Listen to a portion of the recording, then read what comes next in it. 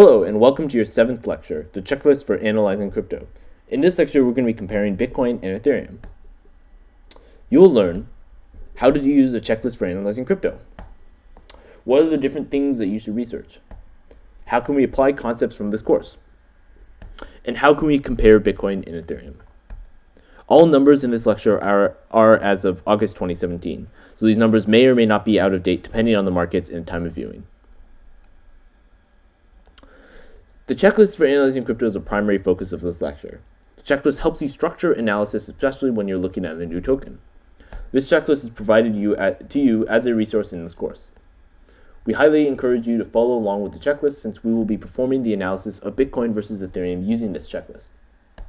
The checklist goes through supply, market cap, trading volume, liquidity, mining algorithm, technological underpinnings, usefulness, development, team, community, and governance. We'll go through all these factors to compare Bitcoin and Ethereum. This lecture will be a bit long, but will be very detailed. The first section of this lecture will be objective analysis on coin statistics. All of the facts are publicly available about a token. You should always gather all of the facts for yourself before moving on to subjective analysis. So the first item is supply. The first step is always to analyze the supply. Ultimately, a token's price is determined by the supply and demand. Supply is always public. Here are some statistics around the Bitcoin supply and Ethereum supply. So the next item is market cap. And along with market cap, we'll be covering trading volume and liquidity. Market cap gives you a decent estimated valuation. Trading volumes let you estimate the buy and sell interest. And liquidity lets you determine how easy it is to buy and sell. You'll have to look at the order books on the exchanges for this, so we won't be providing the data here. Here's a little bit of analysis on the market capitalization, trading volume, price, and volume versus market cap ratio for both Bitcoin and Ethereum. But you can extend this to other coins as well. The third item is mining algorithm. Check what mining algorithm is being used for a coin. Is it proof of work, proof of stake, something else? What's the block time and confirmation time? This is a measure of how long payments take. Is there ASIC hardware resistant? ASIC stands for Application Specific Integrated Circuit. ASIC hardware is specialized equipment designed only to mine a specific coin. ASIC hardware creates a higher barrier to entry. Here's a little bit of information about the mining algorithm, and as always, there's more information available if you research into each of these things. The next section is about subjective analysis. We'll be doing a variety of subjective coin quality analysis on Bitcoin and Ethereum. Subjective analysis is very important because it's hard to know what a token's future is based only on the facts alone. A coin could have very similar factual figures to another coin, but be far less attractive from a subjective analysis point of view.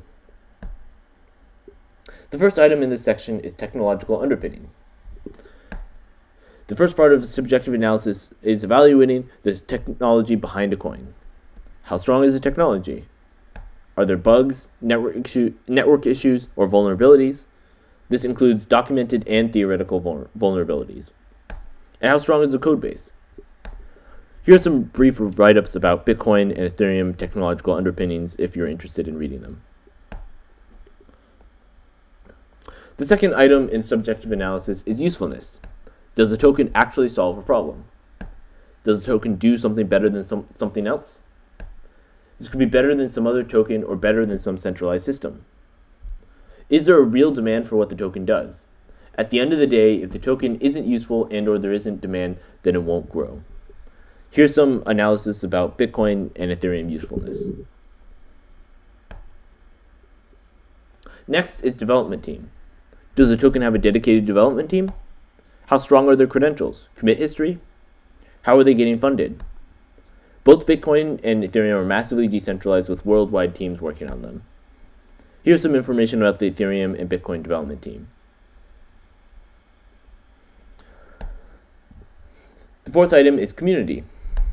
Is there a passionate community behind the project? Is the community active in improving the token? Are they friendly and helpful to newcomers? These questions are mostly only relevant to smaller projects, but community support is very important and is how many projects get off the ground. Without the support of the community, Ethereum wouldn't exist in the form that it is today. The last and final item is governance.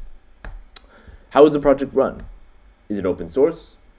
Is there a company, venture capital, or foundation backing it?